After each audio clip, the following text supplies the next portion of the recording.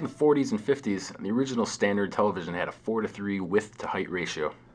That shape was chosen to be a slight rectangle, but still mostly square, thus having the maximal screen area for the given dimensions. And that's still the ratio on many TVs and computer monitors in today's homes.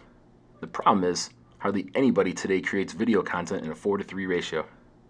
See, this whole problem started when people wanted to watch movies from the theater in the comfort of their own homes. Movie screens are considerably larger than our home television, but more important, the screen is a completely different rectangle and can't mathematically fit on our TV screens without manipulation. A typical TV is 1 1/3 times wider than it is tall. Some movie screens could be up to 3 times as wide as it is tall.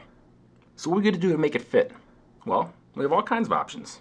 Or we could squeeze and stretch and mangle everything onto the screen to make it all fill up, and everyone would look ridiculously thin and compressed. The good news is, the sound would be just fine. Although I don't think people would be too happy about that option, particularly the actors in the movie. We could just cut a chunk of the original movie, like a cookie cutter, and just see that frame of the movie. Problem with that would people and objects be speaking from off the screen, or even worse, it might be cut in half. Some movie editors use what's called the pan and scan technique to allow the full height of the TV screen to be used, but pick and choose what section of the original movie should be shown on your screen, thus eliminating the annoying cutting of people. Imagine that job, staring at a 4:3 hole watching movies all day, deciding for everyone which piece of the screen is the most important part for people to see.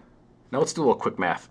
If we compare a major cinematic film produced in a 2.35:1 aspect frame with my standard 4:3 TV screen, we find out that only 55% of the movie can actually fit on the screen at any one time. Just over half! You've seen the disclaimer at the beginning of the movie on TV or DVD that says this film has been modified from its original format to fit on your TV screen. Well, what it should say is, we are only displaying 55% of the movie of our choosing. Now for all the full screen TV lovers, this is your dilemma. Do you want to see all the movie, or is 55% good enough? How about new TVs? Around the start of the century, some widescreen TVs emerged in a 16:9 or 1.78 times wider than it is tall.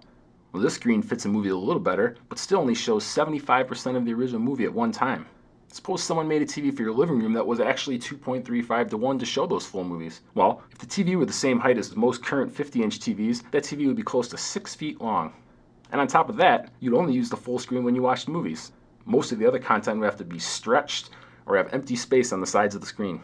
Of course, there is one more option. We can just shrink the movie screen proportionally to fit the width of your home television. Now we can mathematically scale the original to fit exactly the width of the screen, and this will preserve the entire movie screen, but show the infamous black bars along the top and bottom that so many television watchers abhor. Of course, now you can argue that we're only using 75% of that screen. And that is where the real question is. Do you want your full screen, or do you want to see the entire movie? Most likely, you just need a bigger TV.